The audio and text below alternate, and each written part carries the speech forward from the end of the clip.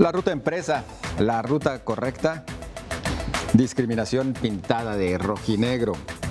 Un casino en Puente Grande y Francia en marcha hoy en controversia.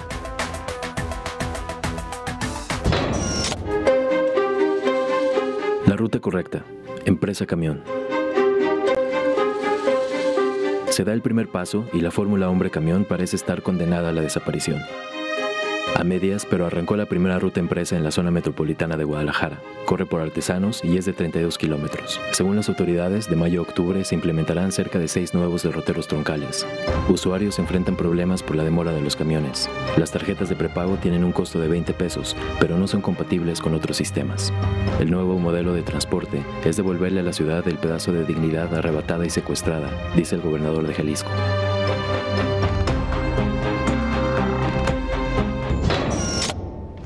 ¿Será que ahora sí? Ahora sí se va por la ruta correcta en lo que refiere al transporte público. Bueno, iniciamos en controversia y saludo a mis compañeros. Sonia Serrano, muy buenas noches. ¿Qué tal? Buenas noches. Jaime Barrera, buenas noches. Buenas noches a todos. Julio Ríos, bienvenido. Gracias, buenas noches. Y también saludamos a Diego Petersen. ¿Qué tal? Buenas noches, qué gusto estar aquí de regreso después de 15 días de ausencia. También, cierto. Qué barbaridad. Bienvenido.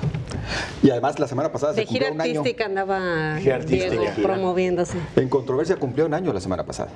Sí nos vemos más viejitos, ¿eh? Sí, ¿verdad? Sí. Poquitos. Sí. Ustedes nada más. ¿Es la ruta correcta, Sonia?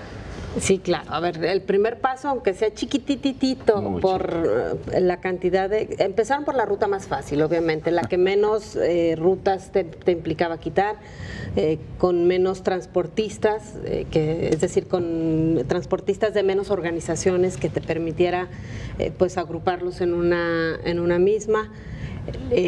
Creo que en esa parte era la única manera de dar el primer paso. No ha sido, por lo menos en este primer día, lo cual también me parece que es normal, la solución a quienes utilizan esa ruta, porque los camiones se están pasando muy llenos, son muy poquitos para los requerimientos que tenían las 3 rutas que se concentran, y además todavía no hubo la información necesaria para quienes utilizaban las rutas que se fusionan en esta misma. Sin embargo, quizá lo que habría que destacar es que después de 4 años en los que nos dicen que avanzan, que en realidad no habían avanzado en nada, porque lo único que habían hecho era la reforma, que era lo más sencillo y que eso lo hubiera podido hacer, es más, los cambios y las modificaciones en el papel se han hecho un montón de veces en diferentes gobiernos sin que luego pase nada en la práctica. Eso no los hacía diferentes. Esto me parece que este paso chiquititito que han dado es el primer paso real en una reestructuración del transporte. Habrá que ver si con las rutas que son más complejas pueden seguir avanzando. Nada más hay que recordar lo que pasó en Vallarta, en donde ya estaba incluso asignada la ruta empresa, y a los días de que esto sucede asesinan al representante de la ruta empresa, al que aparecía como titular, en algo que ha insistido Movilidad, no tiene nada que ver con el asunto de la ruta empresa, pero bueno, como lo complicó, ¿no? Exactamente. Efectivamente, una golondrina no hace verano, pero ya cuando ves un pajarito, ya el diluvio ya viene amainando, ¿no? Sí, yo creo que sí es una buena noticia, sin duda, por donde lo veamos. Ahora, ¿cuál es? De aquí a octubre, 17 más, la veo complicadísimo. Y de aquí a octubre, la integración del sistema de prepago también lo veo complicado. Menos complicado que aventar las 17, pues sí las veo. Pero luego dicen que son 5 nada más de aquí a octubre, ¿no? Otras 5. Bueno, sí, las 17 van a ser hasta noviembre del 2018. ¿No? O sea, son 5 más y la integración. Entonces, a ver, el prepago, hay algo que no me cuadra a mí, que están pagando, según Rodolfo Guadalajara, cada tarjeta cuesta $1. Me parece una locura, ¿no? No hay tarjeta que cueste $1, yo no sé a quién se la están comprando, ¿no? Porque la tarjeta no es la inteligente es el sistema, ¿no? Entonces, el sistema que haya costado muy caro, sí creo. La tarjeta, el plástico que cuesta $1 me parece rarísimo.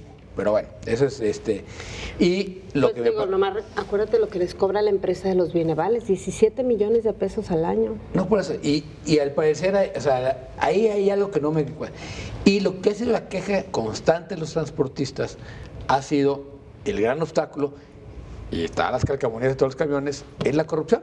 ¿no? Si ellos se quejan, y de hecho hoy vinieron los de Puerto Vallarta, Guadalajara, a decir, a ver, nosotros ya estamos listos, nada más que no nos impongan, quieren que les compremos todo a quien ellos dicen y como ellos dicen y a los precios que ellos dicen, y así no sale el negocio. Entonces, yo creo que eso es lo que está enturbiando más el proceso. La de hoy era la fácil, era un solo grupo, efectivamente solo tres rutas integradas, etcétera.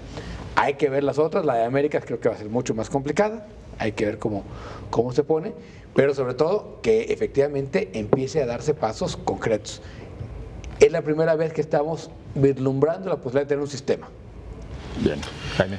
A ver, hagamos un repaso de lo que fueron los primeros 4 años en esto que fue es la principal promesa de Jorge Aristóteles Sandoval, la que dijo en marzo del 2013 cuando asumió. Bueno, la segunda, después de seguridad, que tampoco...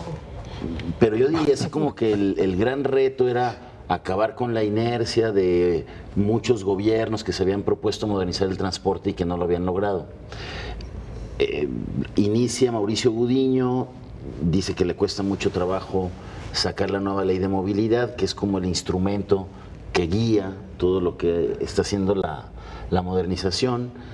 Viene todo un desgaste de Gudiño con el asunto del registro de camiones, taxistas, grúas, en fin, de todo lo que mueve el transporte. Eso provoca su cambio, llega Servando, trata de desatorar el asunto del registro, que también yo creo que no ha quedado lo suficientemente claro. Y creo que... Lo que quedó claro es que no hay, ¿eh? Porque dicen que está ahí, habrá que revisarlo, que en internet, yo me metí otra vez y la verdad no di con no, sí, ningún lado. En algún lugar de la selva la Entonces, cantó. a ver, como lo dice Sonia, empiezan por la más pequeña y para que la gente dimensione bien, en esa ruta hay 32 de los más de 5.500 camiones que circulan en Guadalajara. .0000. Y mueve 22.000 viajes diarios en este cálculo inicial con estos camiones que han resultado insuficientes, de los más de 4.600.000 viajes que hay en la ciudad, incluyendo los de las 2 líneas del tren ligero, incluyendo los del macrobús.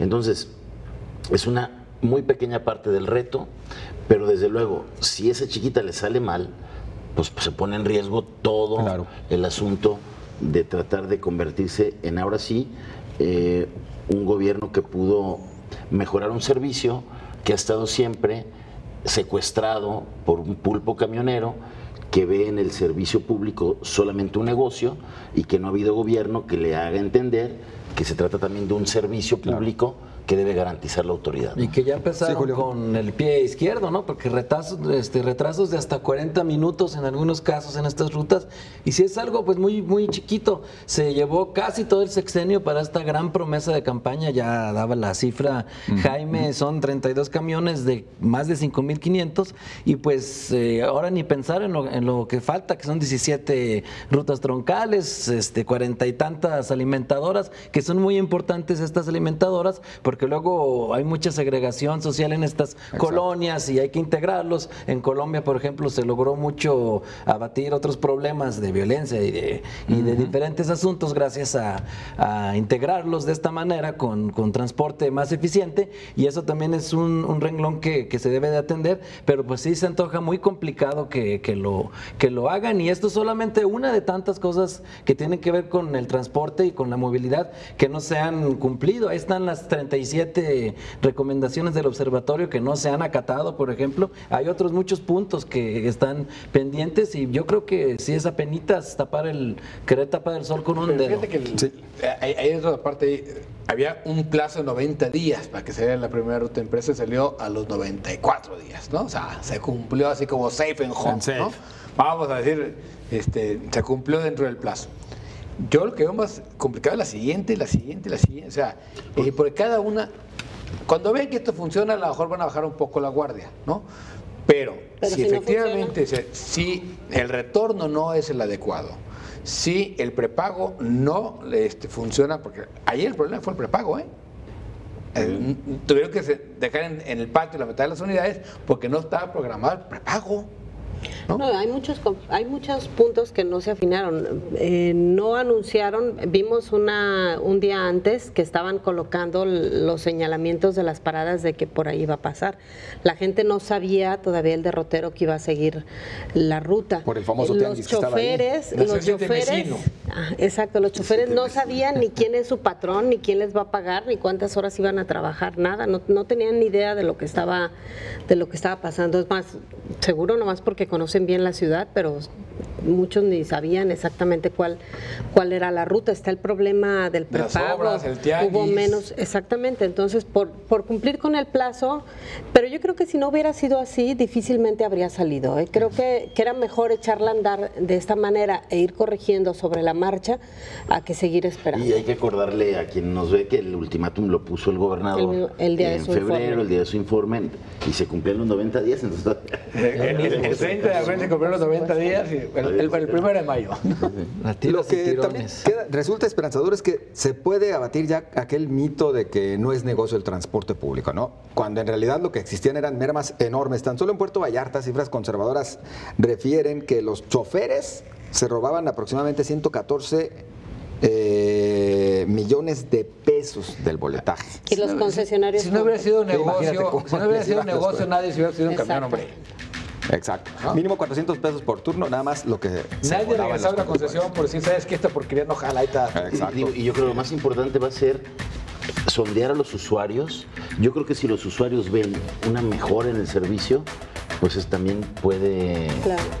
fortalecerse conforme vaya subiendo el grado de complicación que va a ser en las próximas Y rutas. si las autoridades no hacen negocio a costa de los concesionarios también, porque tiene que ser un proceso transparente en donde todos estos señalamientos sobre hacia dónde van dirigidas las compras y las características Exacto. del prepago y de los camiones no sean negocio de Que luego funcionarios dejaron unos públicos. fuera, los subrogатarios nada más los dejaron con las morusas de las alimentadoras, por ejemplo. No los metieron a tiempo en las primeras convocatorias, hasta hoy que hicieron la reforma apenas. Así es. Bueno, tenemos que ir a la pausa. Nada más recordarle a usted que Canal 44 está realizando todavía una encuesta. En Twitter les invitamos a participar. La nueva ruta empresa Artesanos Tlaquepaque. Y bueno, hasta el momento las respuestas son 28% dice se moderniza el transporte. Nos dice el 34% será un fracaso más. 38% se privatiza el transporte. ¿Usted qué opina? Privatizado. Pues siempre lo ha estado, ¿no? Sí, siempre está privatizado a supuestos hombres camión, que de arriba había empresarios camión, ¿no? Bueno, participe usted también en esta encuesta de Twitter. Regresamos enseguida.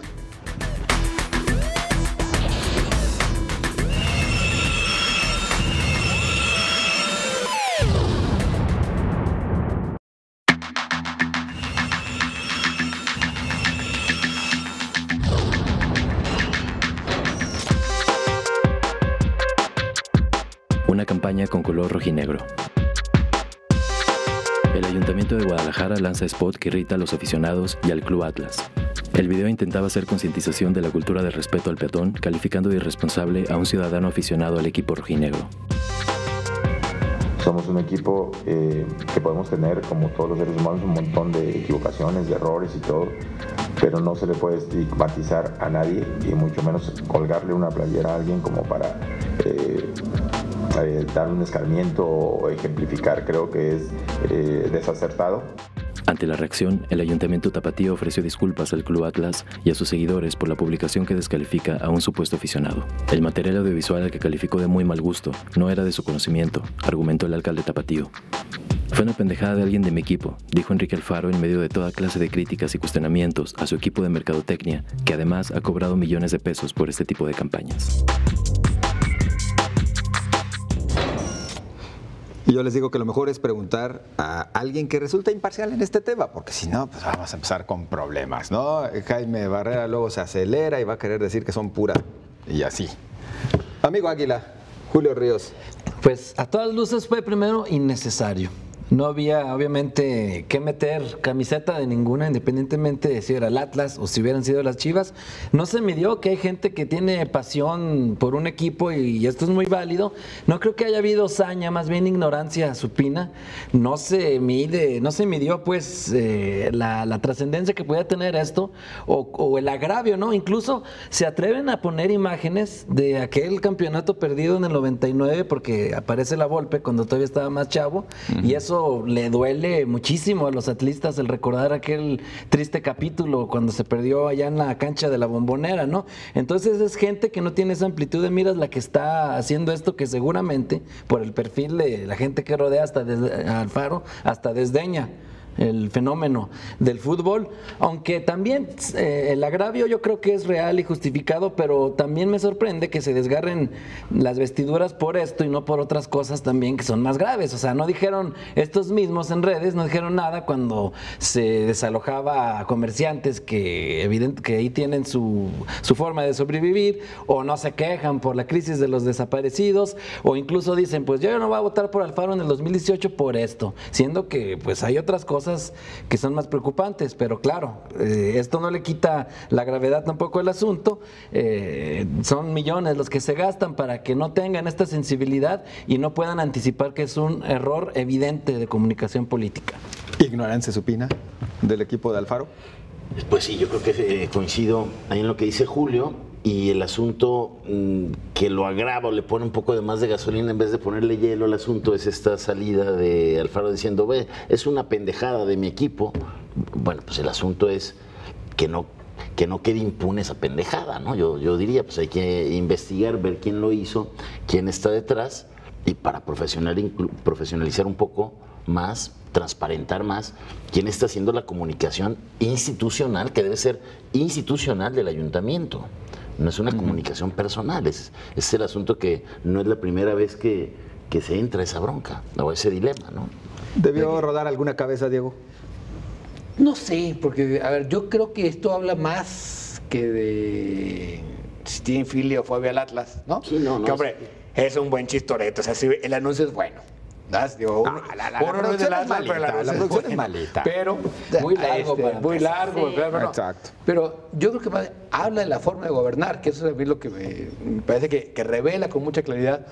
Uno, que si Alfaro no controla, no hay control, ¿no? Cuando él dice es una pendejada, que no debió haber ocurrido, yo no lo había visto, ¿no? Es decir, que habla de que hay una verticalidad en el ayuntamiento. Todavía, digamos, no hay una visión de gobierno, sino de un grupo que trabaja para Alfaro y no de un grupo de personas que trabaja para una institución que es el ayuntamiento. Eso es lo que me parece que es más grave de todo esto, más allá de lo anecdótico, que digo, pues como buen Chiva lo disfrutaste. Sí, hombre. No, y además yo creo que ayer Trino decía en el radio sus razones para hacer Atlas, pues para poderme estacionar donde quiero, pues. ¿No? Y creo que eso va a quedar en lo anecdótico. Lo que no es anecdótico es que la forma de gobernar quedó perfectamente reflejada ahí, y eso es lo que en todo caso me preocuparía, ¿no? Esa verticalidad y esa poca institucionalidad. Sonia. A mí me parece un tema bastante trivial y me sorprende, más que a Julio, que le dediquemos tanto tiempo en los medios de comunicación. Yo, por ejemplo, en los chats ahora, que es esta manera de comunicarnos que tenemos los comunicadores también, me sorprende la cantidad de tiempo, memes y contenido sobre este tema, cuando yo nunca he visto a mis compañeros de los medios de comunicación preocuparse por los temas importantes del Estado en la misma proporción. Es cierto que el gobierno de Enrique Alfaro ha tirado el dinero a la basura en estas empresas que le llevan la comunicación, que yo no lo entiendo como el puente de comunicación con los medios, sino una vía que él escogió para comunicarse con los ciudadanos. Es mucho dinero, yo desde mi punto de vista sí, me parece que no muestran o no han tenido productos que sean proporcionales en calidad y en trascendencia en la vida de la ciudad con respecto al dinero que cobran. Es decir, yo no veo a esos genios que dicen ser reflejados en campañas que le hayan servido a la ciudad. Los he visto en estas campañas que le han permitido ser chistoso, ser anecdótico o meterse en en algunos temas bastante triviales a las autoridades de Guadalajara, pero no en temas de fondo. A mí, por ejemplo, algo que sí me preocupa mucho es el tema de la seguridad. Me encantaría ver este enojo que hay por la burla a los aficionados del Atlas con esto que está sucediendo.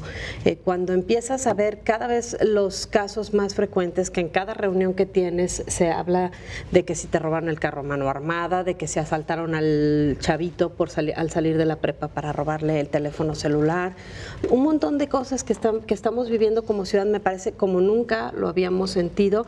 Eso sí me preocupa. Lo otro, la verdad, este tema me parece bastante trivial. Yo creo que la molestia y el enojo por el tema de la seguridad sí existe y por eso se comenta tanto y por eso hasta en la charla de café o en la reunión de familia se menciona. Obviamente, bueno, se traduce de manera diferente o se manifiesta diferente que cuando se habla de este otro tema que es muy chusco. Yo sí creo que los chats se presten para una cosa, no va a ser un meme sobre el tema de seguridad, ¿no? No. Yo creo que se expresa y al que lo haga le van a decir que es un pendejada. Y se expresa de otra forma. Ahora, yo sí creo que ahí, digamos, en el tema de seguridad le está reventando a los dos, al gobernador y al presidente municipal, le están aventando la bolita ahí entre Carro y Almaguer, están jugando voleibol, ¿no? Con una papa muy caliente y que crece y crece y crece. ¿Esto distrae? No, yo creo que esto, digo, a mí, más allá de lo anecdótico, sí creo que te habla ya de que no hay una visión común, no tienen claro a dónde va el gobierno más allá de la candidatura, ¿no? Es decir, más allá de la candidatura no hay ya un proyecto de ciudad. Y eso sí me preocuparía. Sí, vamos, como que la comunicación se está encargando más, o los retos para comunicar se están orientando más por el futuro y con una lógica político-electoral que comunicar por tratar de conectar o que la gente entienda, participe en las políticas públicas que están tratando de hacer desde el Ayuntamiento de Guadalajara. Y ahí sería interesante ver, por ejemplo, qué hacemos como para, o qué hace el ayuntamiento desde su aparato de comunicación con el ciudadano para entender, recibir, captar, por ejemplo, sus preocupaciones de seguridad pública. En eso no los veo. También, claro. O de servicios si no públicos. Vamos nada más al tema de, por ejemplo, el tema del alumbrado, ¿no? Estamos en un proceso de sustitución de luminarias y vemos muchas de las luminarias nuevas que ya no funcionan. Vemos además un sistema que a mí me parece muy preocupante de luminarias que iluminan la calle y dejan oscuras la banqueta. O sea, esto vuelve más insegura nuestra ciudad. Iluminan mal la calle, entonces queda cebra. Sí, ¿no? Exacto. O sea, que queda claro, que oscuro, todos los claro, que saben oscuro, poquito ¿no? del tema lo han dicho. Estas luminarias te dejan un efecto cebra, pero además lo peor, o sea, no te iluminan la banqueta. Me sorprende que ninguna autoridad se haya dado cuenta de eso. Le pega, a ver, esto sí se discutía bastante desde aquel día, en la semana pasada. Le pega a Enrique Alfaro, le pega en lo que les interesa a ellos, es decir, con miras a 2018 le tumba votos. Desde luego que sí le pega. Estos errores de comunicación que son luego maximizados porque están, me sorprende que no hayan anticipado que eso podía generarles una crisis de este tipo en redes, siendo que los adversarios están cazando, están viendo cada error que cometen para viralizarlo así, y desde luego, aunque sea trivial, a mucha gente le importa y sí hay gente que lo dice. Que si el Atlas gana el campeonato no se les olvida. Ay, no va a pasar, hombre. No se está llevando. Es más difícil eso. Mejor vamos a los comentarios en las redes sociales, porque aquí ya va a empezar el bullying. La campaña millonaria del Ayuntamiento de Guadalajara, que tiene como protagonista un aficionado del Atlas, mala comunicación, es la pregunta Canal 44, y sus respuestas. Eduardo Anguiano Velasco dice, estuvo mal, pero lamentablemente eso va a causar falta de votos a MC. Duele más la ofensa de su equipo que la corrupción. Gracias, Eduardo. Carlos Quinto dice, no es el único video en el que sale Juan, pero sí el único que les causó urticaria. Gracias, Carlos Quinto. Alex Guillén, la campaña deja buen mensaje para la gente. El problema fue el uso de la camisa del Atlas. Muchas gracias. Víctor Peralta dice, que Juan y su perrito. Ya déjenlo en paz. Eso pasa por votar por gente de MC. Gracias, Víctor, por participar también. Igual que Francisco Jiménez dice, casualmente está llegando más lejos el comercial ahora que se viralizó. Error, usar una marca externa. Terrible si es que tuvo alto costo. El costo no se mencionó nunca, ¿verdad? ¿Cuánto costó esta campaña? No, pero el costo político se refiere, ¿no? Pues no sé si el costo también de la producción, que no lo refirieron, porque sí se preguntó. No lo dieron Pero a conocer. me imagino que es parte del contrato que tienen con él. Paquete De esos 20 millones, algo así, ¿verdad? Bueno, continuamos tras la pausa, no se vaya.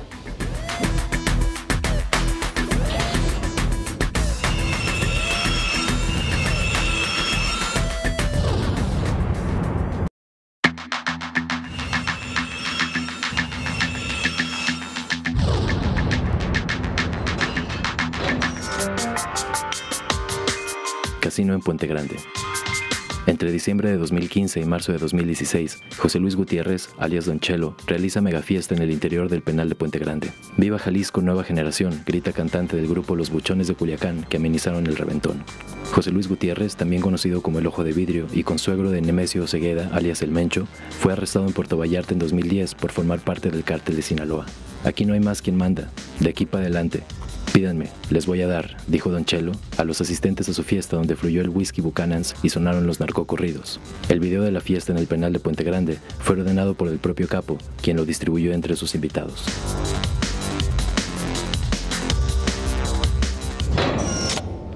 Bueno, como muchos han dicho, no es algo tan novedoso porque hemos conocido de otros casos similares o hasta peores de cuando sacaban a algunas de las reclusas del femenil para llevárselas a fiestas y luego las regresaban al penal, pero sí una evidencia clara de que las cosas no cambian en los penales. Sin duda, desde que tú decías este caso de la excarcelación, que es un delito gravísimo que se dio en la administración de Francisco Ramírez Acuña.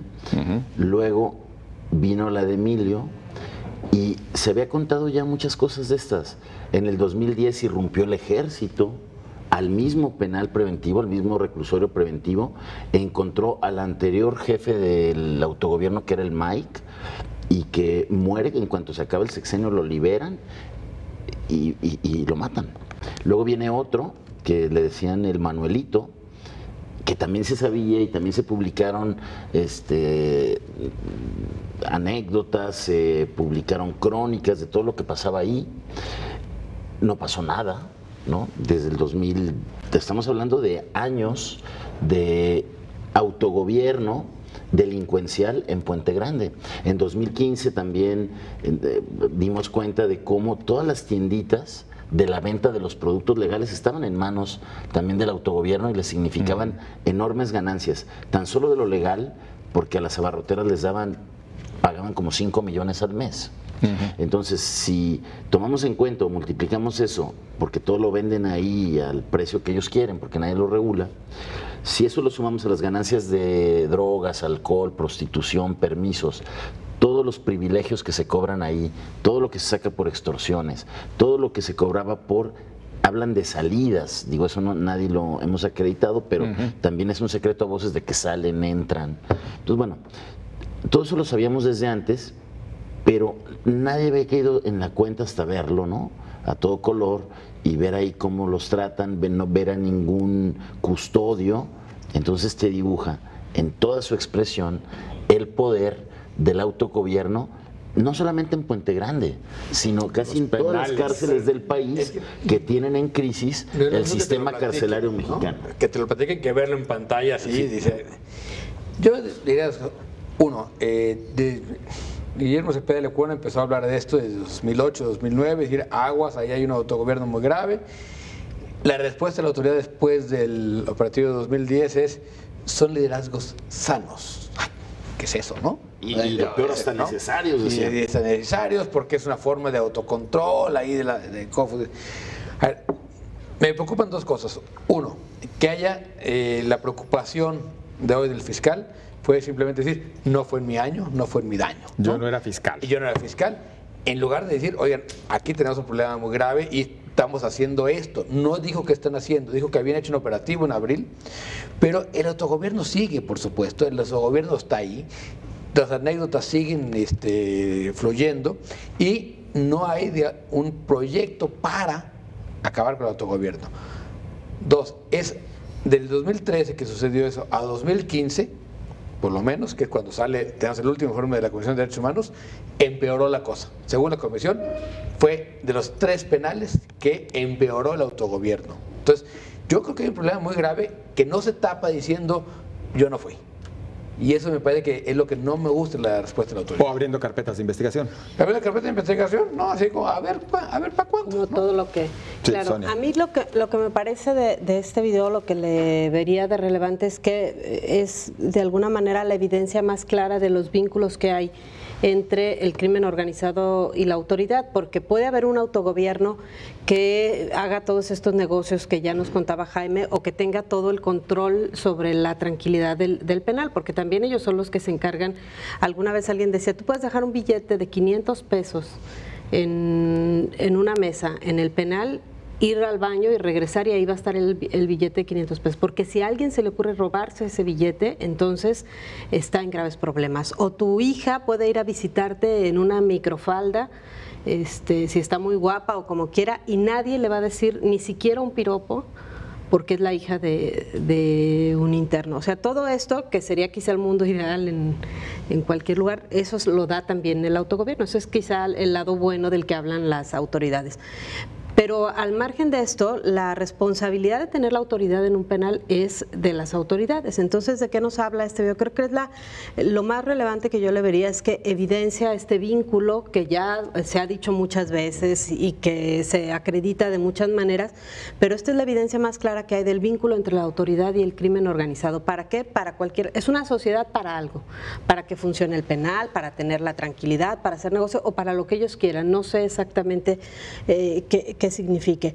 La otra parte es cómo no sirve de nada que captures a los grandes capos, porque lo único que pasa es que administran su negocio de una manera diferente. Yo recuerdo uno de los últimos recursos que interpone el Chapo Guzmán en su reclusión en Estados Unidos es para que le permitan tener comunicación con su esposa, y la autorización es para que se escriban cartas que van a revisar las autoridades del penal en el que está recluido. ¿Por qué? Pues porque tienes que cortarle justamente a un capo de este nivel la comunicación para evitar que siga operando. Aquí da lo mismo donde esté. Desde los penales. Exacto, aquí da lo mismo donde esté. No, y la extorsión quizás es lo de menos. El asunto es que sigue operando el crimen organizado en sus máximos niveles desde los penales. Si pueden operar la extorsión, pueden operar un negocio. Sí. Claro. Además, esto pues lo que hace más es vulnerar más esta crisis que hay de credibilidad de las instituciones, y hay una crisis del Estado de Derecho.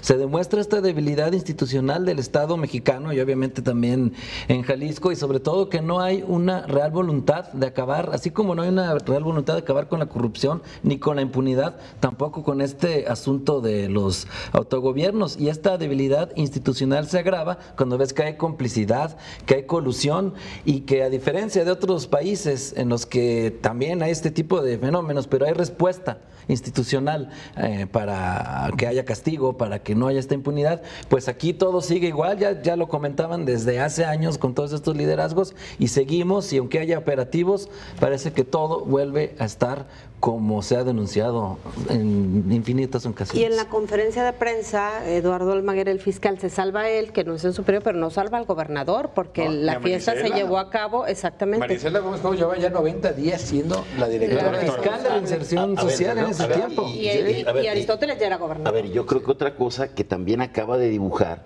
porque nadie lo decía o lo decían entre líneas, pero hoy, a lo mejor también como para salvar ahí el tema, señala, a ver, las cárceles de Jalisco se dieron al autogobierno en el sexenio pasado de Emilio González Márquez, cuando de facto le entrega el control de las cárceles a Sergio Kurt Smith, a quien el gobierno federal detuvo el año pasado, acusándolo de ser el operador financiero principal del cártel Jalisco Nueva Generación, a quien se atribuye hoy. El hoy. gobierno del Estado nunca tocó. A ver, a quien se atribuye hoy el control de la cárcel. Esa es una. La otra, y creo que es ahí donde la organización civil organizada, las organizaciones de la sociedad civil tienen que aprovechar, es esta apertura que dice, a ver, entrémosle la Comisión Nacional de Derechos Humanos, la Comisión Estatal, las comisiones de diputados, que ya habían iniciado muchas investigaciones y la verdad no pasa nada tampoco, y los interesados. Vamos, revisamos y démosle seguimiento, entrar a la cárcel, penetrar ese coto.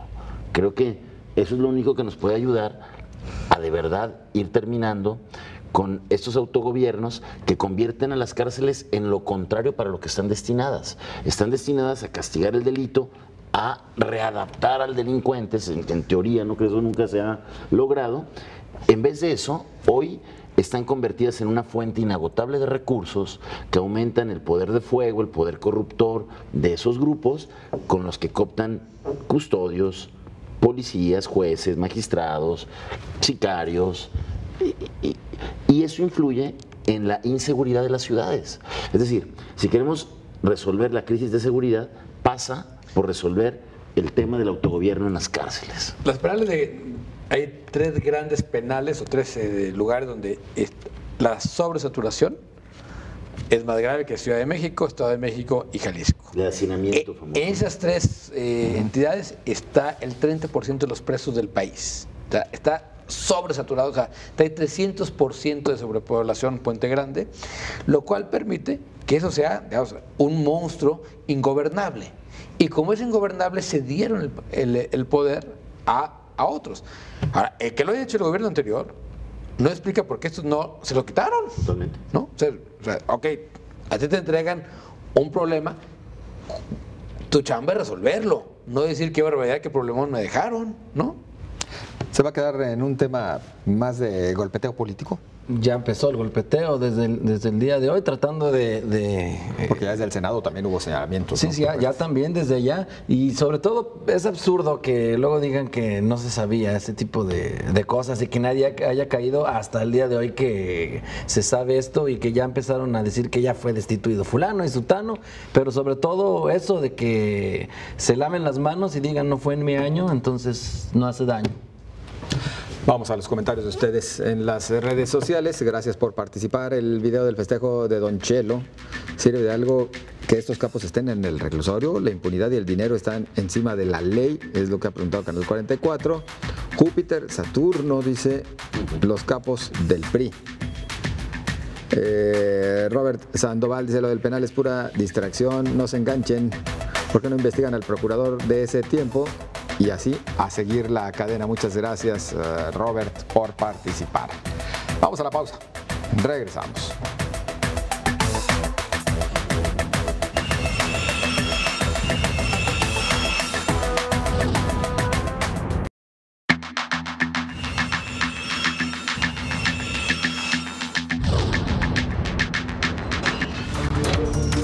Francia en marcha. Emmanuel Macron, un joven de 39 años, vence en segunda vuelta al Frente Nacional y a su líder Marine Le Pen. El nuevo presidente francés se compromete a moralizar la vida pública, acabar con la corrupción y defender a la Unión Europea. El triunfo de Macron derrota al populismo xenófobo y de extrema derecha, dicen expertos franceses. Tan pronto llegó a la presidencia de Francia, Macron enfrentó ya marchas. Europa respira y mandatarios de Alemania, Italia y España celebran el triunfo y las primeras palabras de Macron de no volver jamás a los extremos.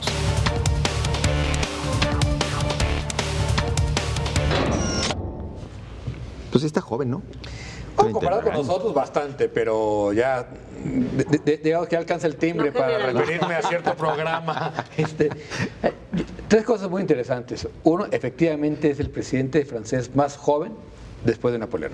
El único que llegó más joven al poder que Macron, ha sido Napoleón.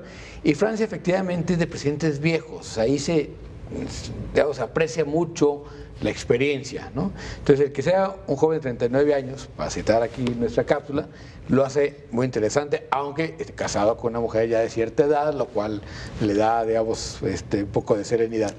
Le da la madurez. Me parece, esta idea de jugar al centro puede ser muy interesante porque no juega al centro en términos de negar la izquierda y la derecha, sino decir, tomo lo mejor de la izquierda y lo mejor de la derecha desde su punto de vista. O sea, no es negar ideologías, sino jugar con ellas.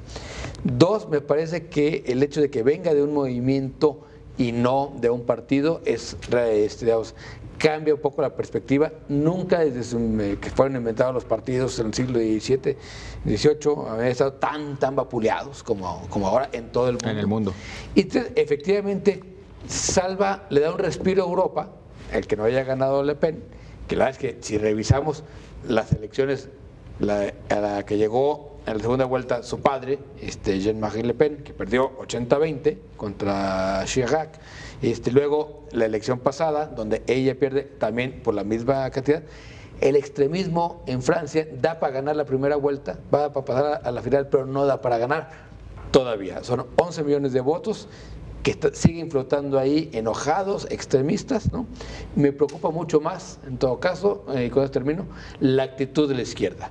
Que Mélenchon no hubiera, de hecho, vamos a votar contra Le Pen, sino que hubiera dicho voto en blanco, recuerda mucho a lo que hizo el Partido Socialista Alemán con la llegada de Hitler, ¿no? Aguas. Además, estos grupos al día siguiente estaban en las calles diciendo ganaste, pero te vamos a tener bien vigilado, sabemos de tu pasado banquero, en fin.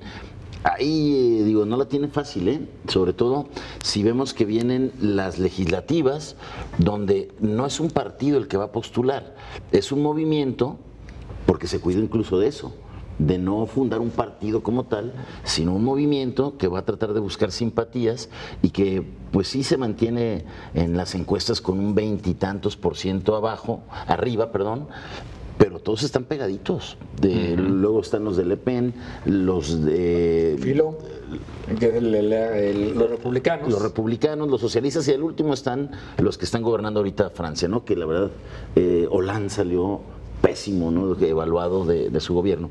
Entonces, tiene un gran reto como movimiento ver qué perfiles va a postular y qué estrategia tiene para garantizar una presencia importante de diputados que hagan posible pues la visión y las políticas que vendió y que le hicieron ganar la presidencia de Francia, ¿no?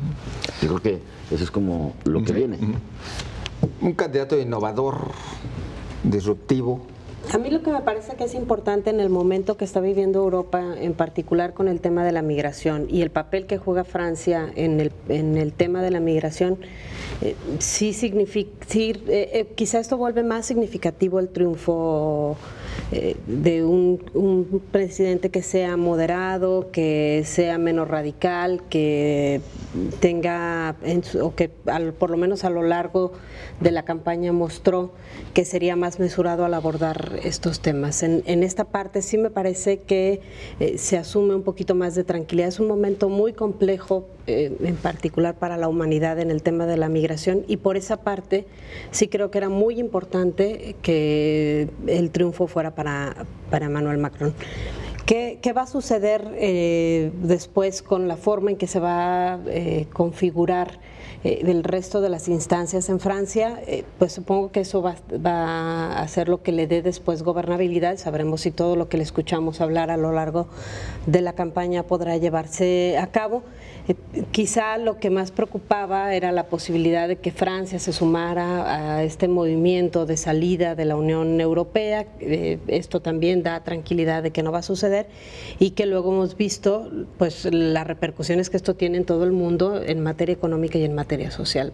Por esa parte creo, sin echar cohetes ni pensar que es algo que nos cambia la vida al resto de los países, sí por lo menos no significa mayor dureza para los migrantes, en particular de los países en conflicto o de los países que están en este momento con condiciones de mayor pobreza en África y en Asia, y también me parece que le da equilibrio a la economía mundial. Sí, fue un estate quieto, sin duda, la ultraderecha, un parón en seco, porque se habían venido dando estos triunfos de candidatos o programas populistas como en Hungría, Austria o Suiza, y que van creciendo, por ejemplo, en Dinamarca, Finlandia y Holanda, y pues ya en Francia finalmente reinó la sensatez. Escuché por ahí alguien que decía que en la primera vuelta en Francia votan con el corazón, y en la segunda vuelta pues ya analizan lo que le conviene al país, cosa que, bueno, en México será impensable. Las segundas vueltas aquí serían para para que ganara el PRIAN, por ejemplo, ¿no? Pero bueno, ese es otro cantar.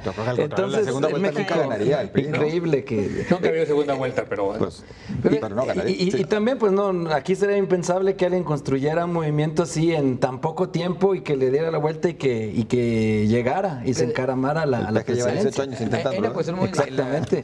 La Quinta República Francesa tiene un sistema de equilibrios muy interesante, y una es que el presidente puede disolver la asamblea y llamar a elecciones cada vez que quiera. Si él quiere disolver la asamblea porque necesita pasar una serie de leyes y cree que puede tener mejor resultado, puede disolverla. Pero la asamblea puede disolver el gobierno. Y hay que recordar, la primera vez que esto sucedió fue cuando en 85, justamente con la aparición de Le Pen en el escenario, Mitterrand pierde frente a Chirac las elecciones legislativas y Chirac se convierte en jefe de gobierno y Mitterrand en jefe de Estado. Ahí nace la Unión Europea, por cierto. No tiene nada que hacer Mitterrand, se puso a construir Europa, ¿no? Entonces lo que hay que ver cómo va a ser esta relación. Y finalmente, si no le quitan el gobierno, ese es el gran riesgo, es decir, que no logre formar una asamblea que le permite gobernar. Un mínimo de gobernabilidad. Que lo dejen como jefe de Estado y le quiten el gobierno. Porque los programas de Macron van fundamentalmente al ataque a la burocracia. Y ahí se va a enfrentar durísimo con el aparato de Estado. A ver, y luego también tiene el reto de ver cómo convence a la que puede ser su gran aliada o su gran opositora externa, que es Angela Merkel, que dijo, a ver, a mí me da mucho gusto que hayas ganado tú y que no haya ganado la extrema derecha, pero también sí te aclaro que hay algunas cosas... La presidenta, dijo Le Pen, ¿no? Dijo, va a haber presidenta como hay sea. algunas si no cosas soy yo, que va a ser Merkel. escuché de tus planteamientos con los que no comulgo, no voy de acuerdo y que yo voy a combatir acá en la Comunidad Económica Europea. Entonces, digo, está súper interesante, creo yo, todo este asunto de y parece que ya se enamoró, porque como le gustan las de mayor edad, que dijo, qué guapa esta mujer. Creo que la primera que le dije. Eso ayudaría. Y ahí el problema también para Macron es que como él no es un candidato que esté, o ya presidente, que esté ofreciendo fórmulas mágicas, como sí lo hacen los populistas, pues muchas cosas va a ser difícil de consolidarlas, y esto también pues abonaría el camino para que ahora sí, con sus fórmulas mágicas, no nos sorprendamos que también Le Pen vuelva a ser candidata en la siguiente, ¿no? Los opositores tienen esa ventaja. Lo que es una maravilla es que va a tomar posesión en 8 días. La transición dura 8 días. Pues es que ahí hay un servicio de carrera muy consolidado, también eso ayuda, cosa que no hay es aquí una en México. eficiencia bestial, y no que aquí hasta 9 meses echó un candidato, ¿no? 9 meses, sí, claro. ¿Y la historia de amor no les merece nada de comentarios? Más que la historia de amor, Con ¿sabes eso qué? empezó Diego, con Lo eso que es empezó. padrísimo es que es un intelectual, hacía buen rato que no había un intelectual de este nivel en el gobierno de Francia. Yo creo que Mitterrand fue el último gran intelectual, ¿no? Él estudió filosofía y ciencia política, tiene una tesis que es Hegel y Maquiavelo, ¿no? Lo cual es una cosa verdaderamente... Y al mismo tiempo es un pragmático, que fue banquero. Entonces es un personaje, digamos, digno por lo menos de observar, ¿no? Porque tiene estos cruces muy extraños, ¿no? Oye, ya le dieron un adelanto de su biografía, una editorial, le dio $300,000 de adelanto. No está mal. Por apartar la biografía, ¿verdad? Claro. Bueno, hay comentarios sobre los diferentes temas que hemos tocado en esta ocasión aquí en Canal 44. En controversia, la nueva ruta Empresa Artesanos Tlaquepaque se moderniza. El transporte será un fracaso más o se privatiza el transporte público. Es la encuesta que se ha venido realizando. Víctor Peralta dice, creo que será un fracaso más. Aparte, si no hay suficientes vialidades y ponen carril oficial. Gracias, Víctor. Felipe García dice, se privatiza el transporte legalmente, es carísimo y lo peor es que va directamente al fracaso. Parte de sus comentarios. El video del festejo de Don Chelo, ¿sirve de algo que estos capos estén en los reclusorios? La impunidad y el dinero está encima de la ley. La pregunta y sus respuestas. Eduardo Vargas dice, un gobierno que está bien organizado y que cada quien sabe su trabajo y está bien estipulado que es su tarea de cada quien y los errores se pagan con la vida. Es un gobierno que avanza y domina los cárteles, es a lo que se refiere. Es un gobierno lleno de gente sin vergüenza y corruptos que solo entran con la de robar lo que se pueda, no tiene poder ni avance. Y dice, en este caso, el gobierno federal, estatal y municipal. Gracias, Eduardo Vargas, por participar. Tenemos un poquito más de sus comentarios. No, parece que no los tenemos y ya nos tenemos que despedir. Nos restan 2 minutos. ¿Alcanzamos con la encuesta? A ver algunos de los... ¿Cómo cerramos la encuesta? La tenemos entonces. La nueva ruta empresa Artesanos Tlaquepaque, ¿cómo quedan los resultados? 27% se moderniza el transporte, 36% será un fracaso más, 37% dice se privatiza el transporte público. Muchas gracias a usted por participar. La tienen cuesta arriba, ¿no? Los menos son los que creen que se va a modernizar el transporte. Entonces, pues, tienen que hacer una labor ahí de... La burra no era arisca, pero yo espero que esta vez sí avancemos, aunque sea un poquito. O sea, creo que sí hay que festejar. El paso se dio, ¿no? Y que no lo reventaron, que finalmente... sí, no, hay algo de alguna manera, ¿no?, convencieron ahí a los empresarios del transporte de entrarle. Habrá que ver si no revienta eso en el camino, ojalá que no. Aunque Puerto Vallarta sí se les complicó. Sí, insisto, porque pasaron cosas extrañas en el proceso y se tendrá que revisar muy bien qué está pasando con las licitaciones y las características de los camiones. Un punto, por ejemplo, que se ha criticado es que los camiones verdes ya no van a servir, que los acaban de comprar, imagínate. Bueno, eso sí está complicado. Van a estar en las alimentadoras, ¿no? Sí, pero ya no sirven. Si tú quieres entrar a ruta empresa y acabas de invertir en el camión verde ese, no puedes participar en la ruta troncal. A volar, perico. Ni hablar. Y si esta está cuesta arriba, imagínense el perebús ese sí, cuando lo veamos. Ya dijo que no. Muchísimas gracias. Muy amables, buenas noches. Buenas noches. Y gracias a usted por su compañía. Esperamos la próxima semana.